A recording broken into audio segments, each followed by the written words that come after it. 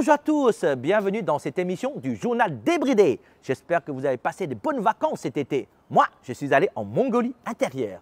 En 2h20, en partant de Pékin par train rapide, on peut arriver à Horot, la capitale de la région autonome de Mongolie intérieure. Là-bas, il y a une panoplie de paysages impressionnants à voir. Les plaines, le désert et même les volcans. Alors, ce qui m'a amusé, ce sont les volcans. Je n'ai jamais vu autant d'astronautes là-bas. Pour les amateurs d'Instagram, on peut même y louer un agneau pendant une demi-heure pour une modique somme de 30 MB, 4 €. Eh oui, un agneau, c'est mignon. Mais une photo avec un agneau sur un volcan, ça peut atteindre peut-être des milliers de vues. Ça vous tente? Trêve de plaisanterie. Pour cette rentrée, nous avons concocté une émission best-of pour vous. Allez, c'est parti! Vous connaissez notre amour pour les inventions bizarres. Notre inventeur préféré a créé quelque chose d'incroyable cet été. Comme son chien n'aboyait pas et ne sait pas garder la maison, il a inventé un robot qui fait tout. Il fait ventilateur, il sait attaquer avec de l'eau, il sait même aboyer. Un bel exemple d'innovation à la chinoise et très utile pour les personnes qui n'ont pas envie de sortir le chien tous les jours. On finit avec un de mes préférés en chinois. Wo yuan. Wo, je, yuan, s'évanouir. Wo yuan veut littéralement dire « je m'évanouis ». En réalité, l'expression wo yuan est employée quand vous ne savez pas quoi dire ou quoi faire lorsque votre interlocuteur vous parle de quelque chose. De nos jours, la jeunesse chinoise emploie wo yuan à toutes les sauces pour exprimer parfois leur étonnement ou parfois leur attitude du genre « je n'y peux rien ». Souvent on m'a dit « mais pourquoi tu as fait du chinois? Qu'est-ce qui t'a conduit à faire du chinois ?» Et j'avais tendance à répondre que c'était un hasard.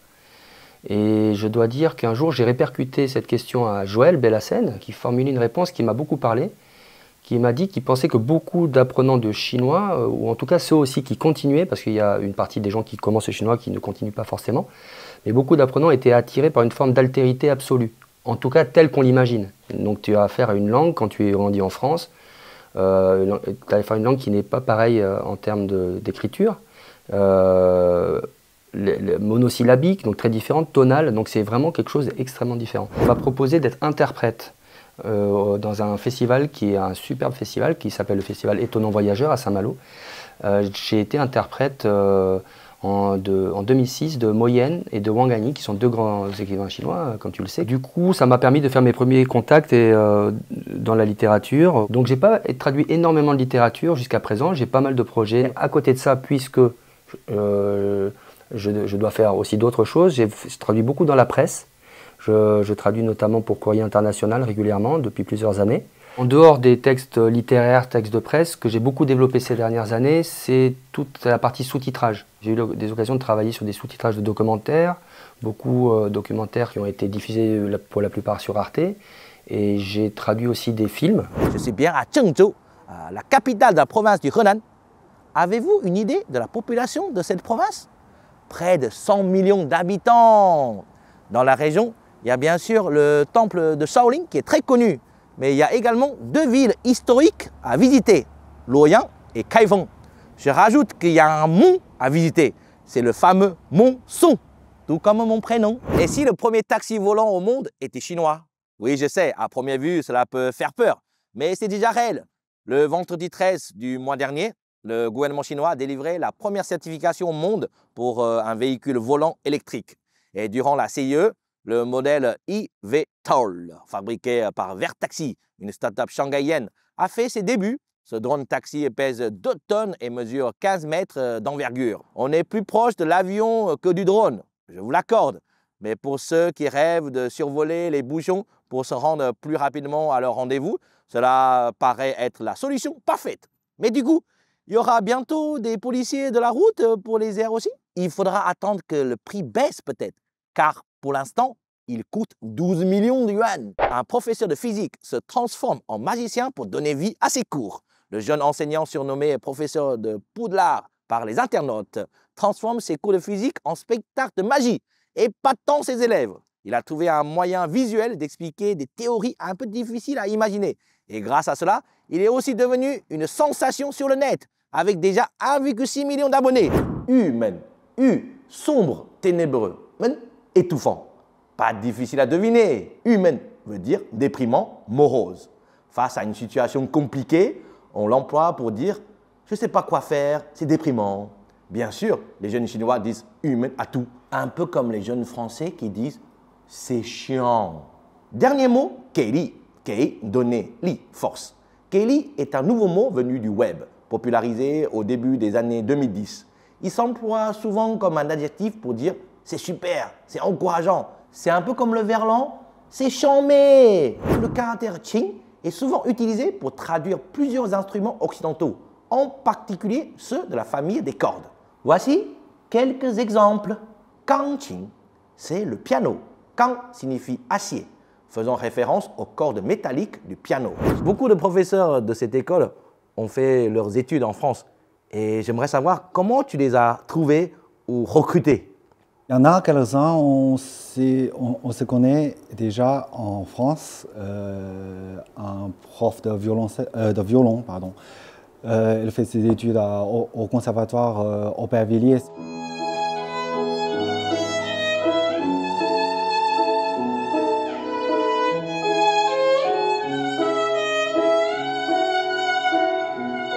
Bonjour à tous et bienvenue dans cette nouvelle émission du Journal débridé. Eh oui, ce sont les lycéens du lycée Le Liquès de Quimper qui ouvrent le bal. Aujourd'hui, nous nous trouvons à Yangzhou, dans la province du Jiangsu, située sur le fleuve Yangtze, et elle est connue pour ses parcs et ses jardins.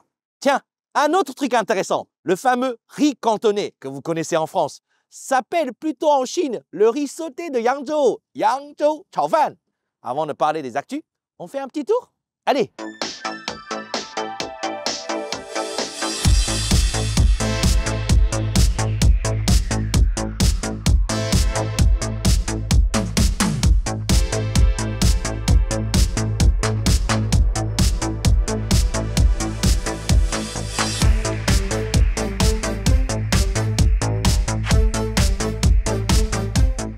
Pour continuer sur le thème de la glace, ça vous dirait des glaçons frits? Vous connaissez peut-être les marrons glacés. Maintenant, voici les glaçons frits. 15 yuan, 2 € seulement.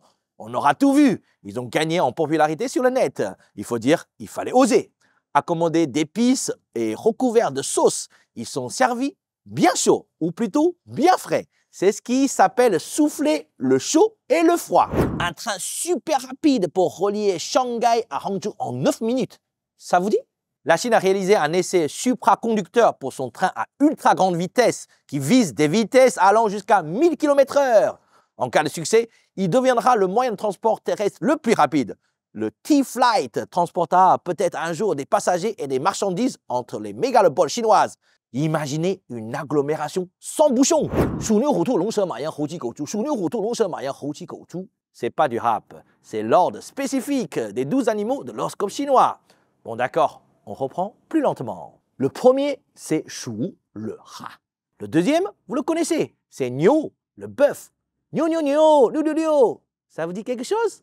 Le troisième, vous le connaissez aussi, c'est Hu, le tigre. Allez, on continue avec les suivants. Le quatrième, Tu, c'est le lapin. Le cinquième, Long, le dragon. Le sixième, She, le serpent. Le septième, Ma, on a déjà appris ce caractère, c'est le cheval. Ma, ma, ma, ma. Les 4 tons, ça vous revient? Le huitième, Yang, c'est la chèvre ou le mouton. Le neuvième, Hou, c'est le singe. Le dixième, Ji, le coq. Le 11e, Gou, le chien. Et enfin, pour terminer, Chu, le cochon. Question. Ni shu shema? Le verbe shu signifie appartenir. Mais dans ce contexte, on traduit la question par tu es de quel signe chinois? Je vous réponds wo shu gou. Je suis chien. Le signe du dragon symbolise la chance, la prospérité, la puissance et le courage. Les personnes nées sous le signe du dragon sont souvent considérées comme audacieuses, intelligentes et ambitieuses. L'année du dragon est souvent perçue comme une période propice pour entreprendre des projets ambitieux, prendre des initiatives et atteindre des objectifs importants. Quelle est ton histoire avec la France et où est-ce que tu as appris la langue française? En fait, c'était en 2008, après mon bac chinois. J'ai appris que mon lycée de Yangzhou est en partenariat avec mon école en France. Mon école elle s'appelle Institut national des sciences appliquées à Lyon. Et après 3 mois de français, je suis allée comme ça. Sauf que, imaginez, les premières années, c'était pas facile. Après 6 ans de formation d'ingénieur, j'ai tombé en amoureux avec la France. J'ai décidé de continuer, chercher mon premier travail en France. J'ai eu la chance de trouver un travail à Clermont-Ferrand pour Michelin. Donc, j'ai resté 4 ans là-bas avant de rentrer en Chine. J'ai eu la chance de rencontrer un autre alumni qui a également étudié en France sur les sciences cognitives. Il était aussi entrepreneur comme moi. Tous les deux, on s'est dit, on voudrait faire quelque chose de bien pour les personnes âgées. Pourquoi pas travailler ensemble?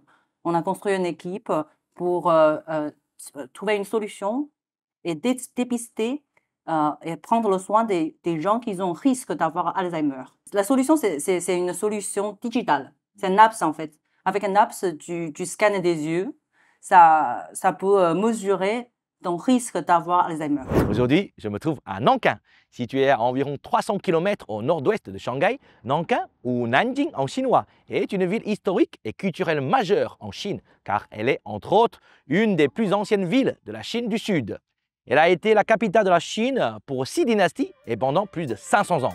Aujourd'hui, capitale de la province du Jiangsu, elle compte plus de 8 millions d'habitants. Allez, je vous emmène découvrir quelques endroits incontournables.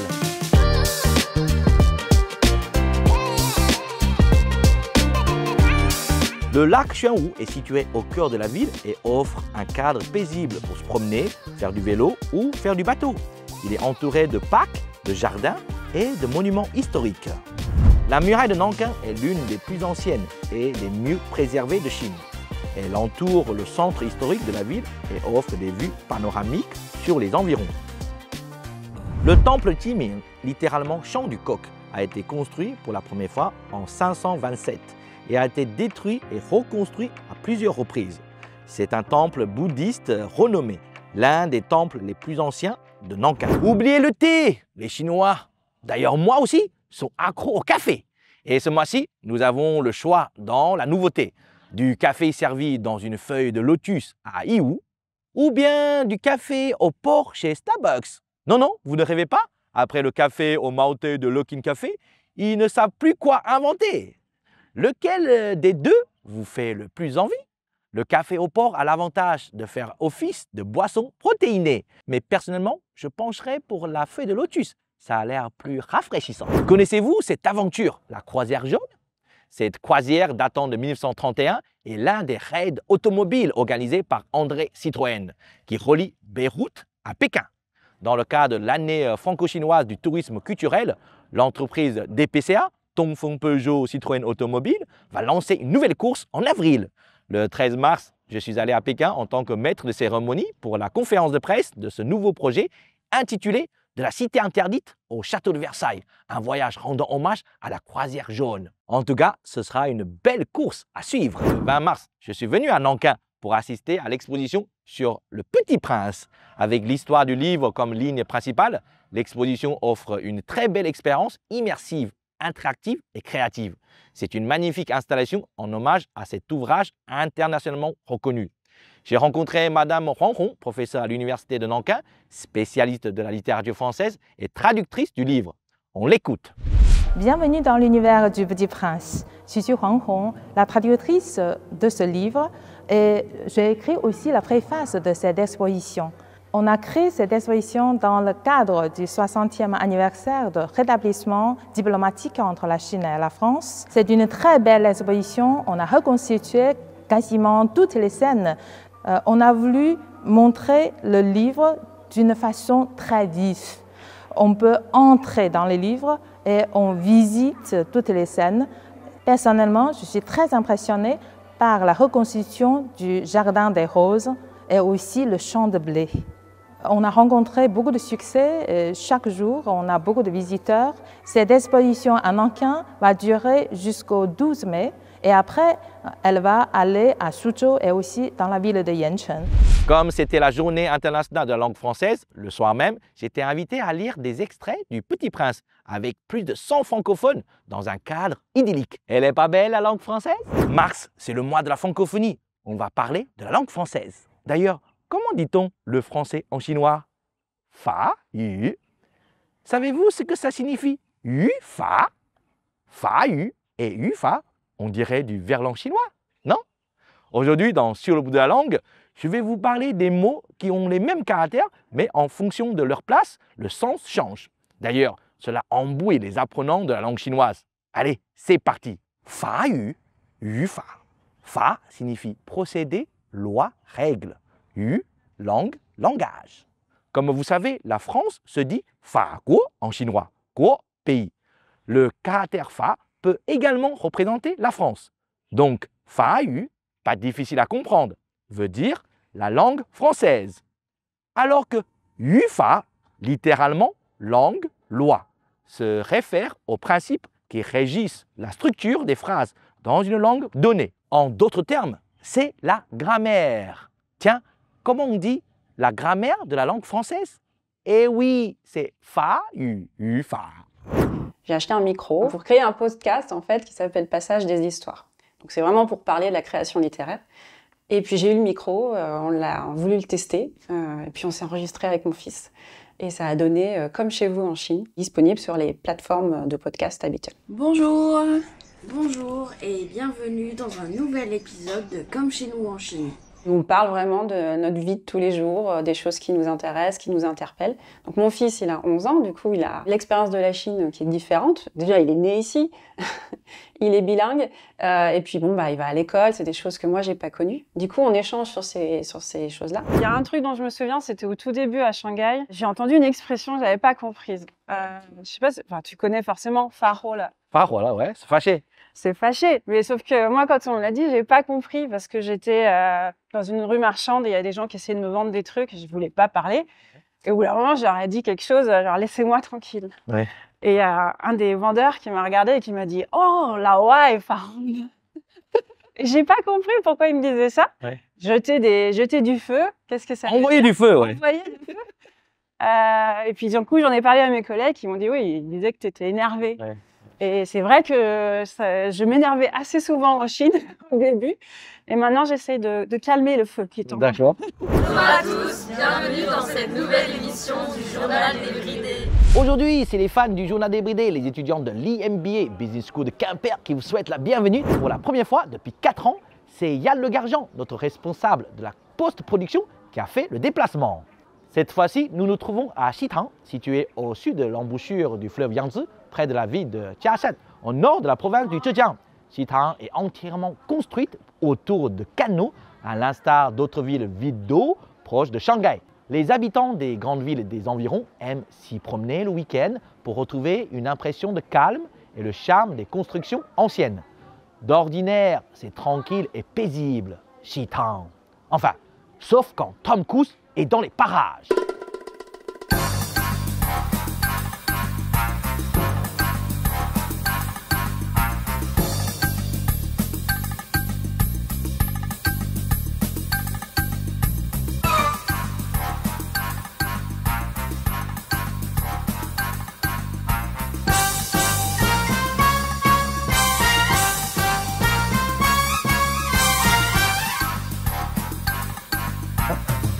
Oh. Allez, de toute façon, je ne peux jamais rattraper Tom. Faisons une petite balade tranquillement.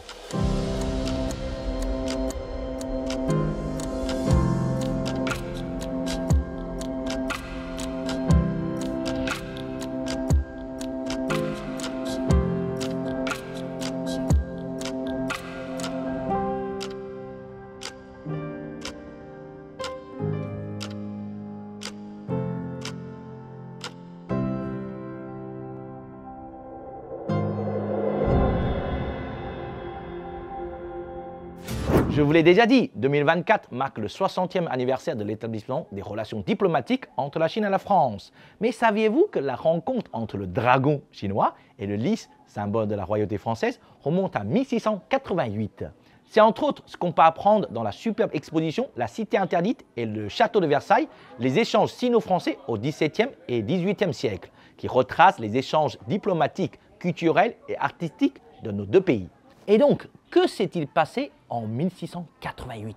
Louis XIV avait envoyé des mathématiciens à Pékin qui ont été reçus par l'empereur Kangxi, ce qui a officiellement ouvert les échanges politiques et culturels entre la Chine et la France. Notre amitié dure depuis longtemps. Vive le dragon, vive le lys! Et pour fêter cette amitié, quoi de mieux qu'un peu de culture? C'est possible avec la 18e édition du Festival Croisement qui a été inauguré par le ministre de l'Europe et des Affaires étrangères, Stéphane Séjourné, en présence d'une marraine et un parrain de prestige, Michel Yon et Jean Todt. Exceptionnellement étendu d'avril à décembre, le festival proposera plus de 400 événements dans plus de 30 villes chinoises. C'est le principal festival culturel étranger en Chine.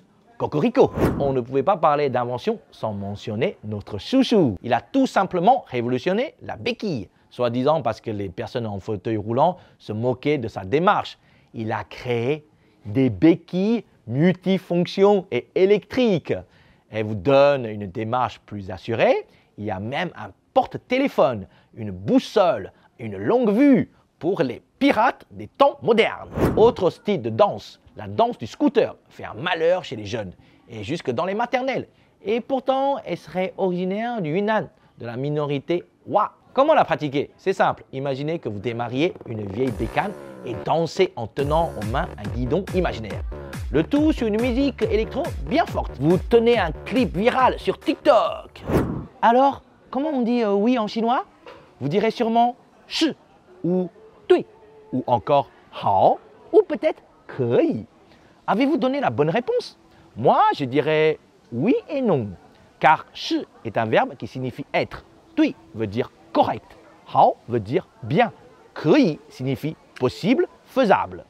Bien sûr, dans différents contextes, ces mots ont le sens de oui. Mais si on veut être précis, il est important d'expliquer que la langue chinoise ne possède pas de mots équivalents exactement à oui et non dans le sens strict. Certains mots chinois ne trouvent pas non plus leur équivalent en français. Allez, quelques exemples intéressants. On commence par un mot facile.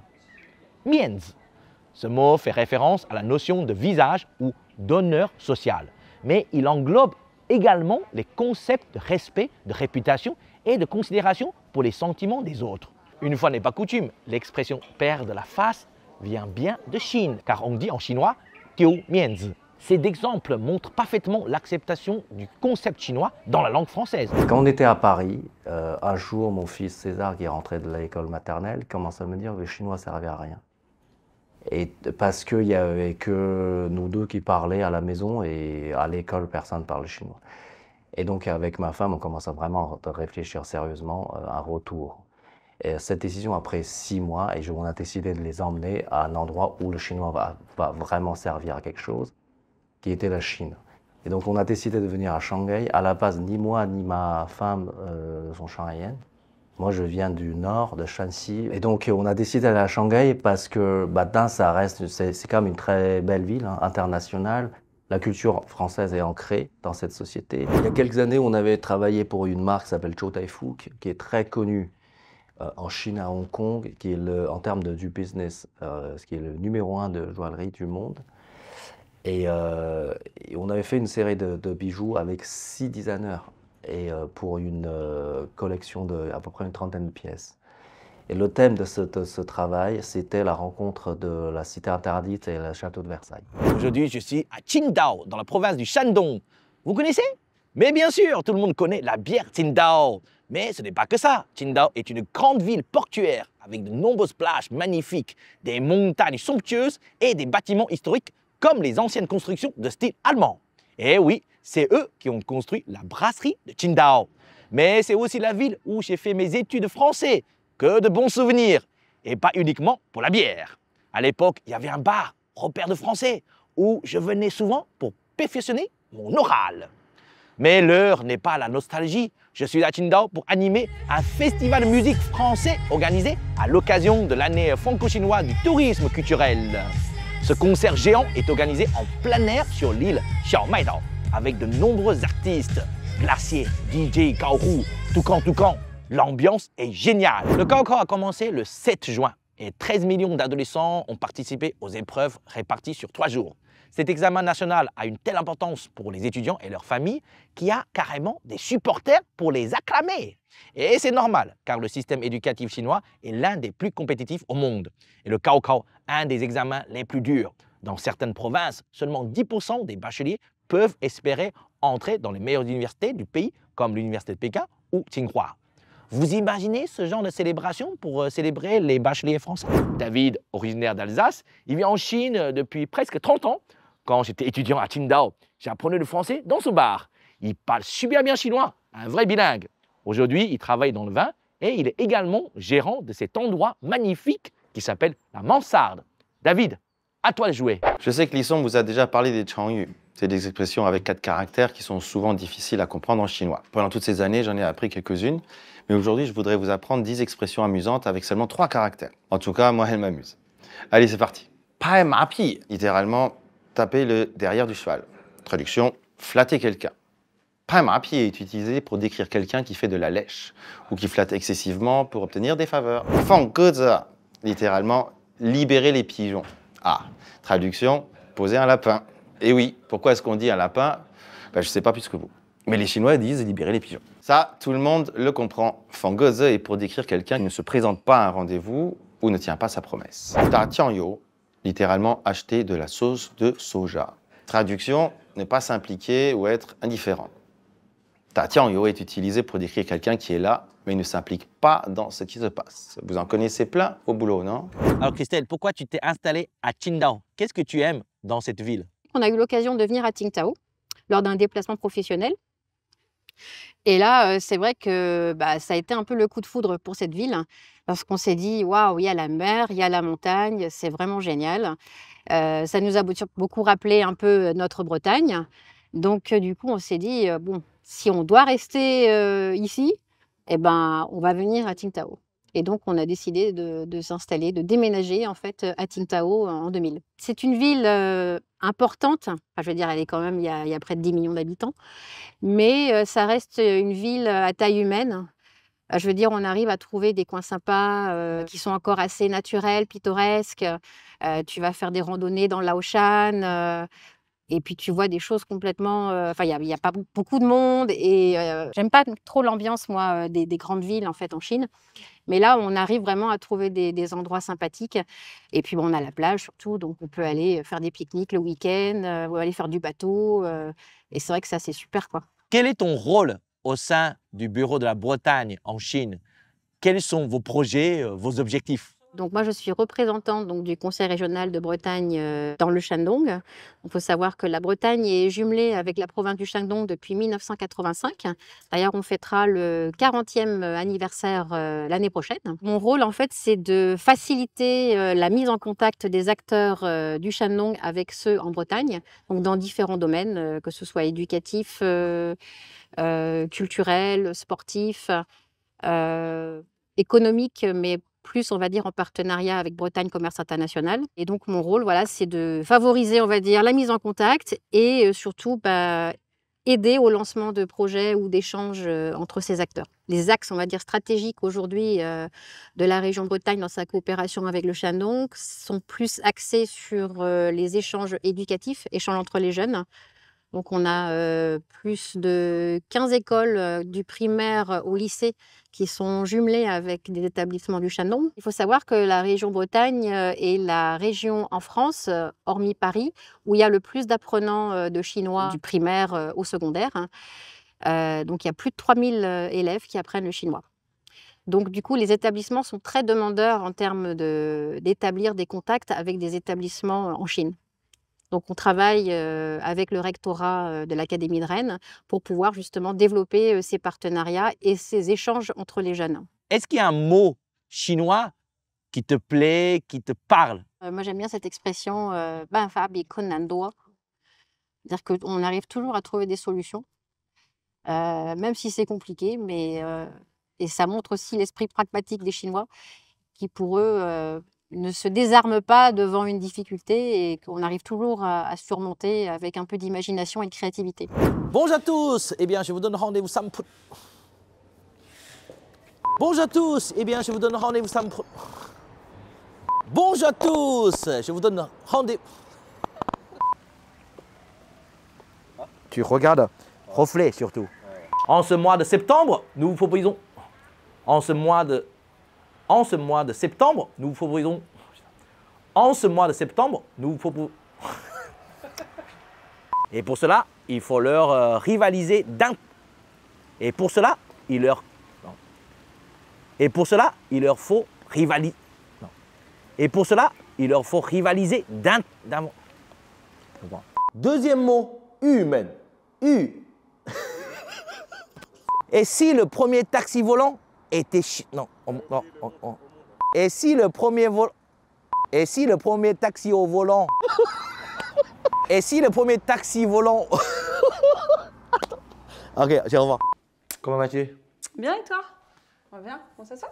Ok. Non, pas naturel du tout. Voilà, merci pour votre visite. Ta visite, tu me tutoies, ok. Merci d'être venu, Lisson. Et tu es toujours ma bienvenue. Tu es toujours... Ma bienvenue. Non, tu es toujours le bienvenu. Le bienvenu. À bientôt. Ciao. Ciao. Je vous accompagne. Je Je t'accompagne. t'accompagne. Oh, je vous accompagne.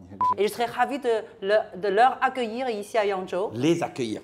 Les accueillir. Merci beaucoup pour ton accueil. Merci d'être passé. On a passé un bon moment. J'espère. Hein. Mais fais preuve d'une ingéniosité. Ingéniosité. Ok, je reprends. Mais fais preuve d'une c'est dur. Ingéniosité. Ok. Hein? Je croyais que tu me parlais à moi. C'est bon? C'est vrai? Ok. Comme vous dites, c'est l'exception. Je reprends. C'est l'exception. Attends, c'est bon. Comme vous dites, c'est l'exception. Il y a du monde, hein? Attends, il est derrière, c'est pas beau. Mal accordé, on n'a pas le temps. On va y aller. Voilà, c'est déjà la fin de cette émission Best of. J'espère que ça vous a bien plu. Nous, on se retrouve très vite pour une nouvelle aventure du journal débridé. Allez, à bientôt.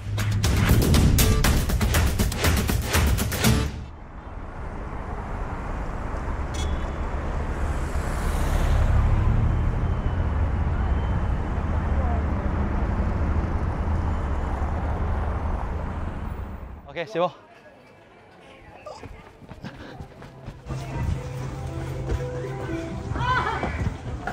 Ah.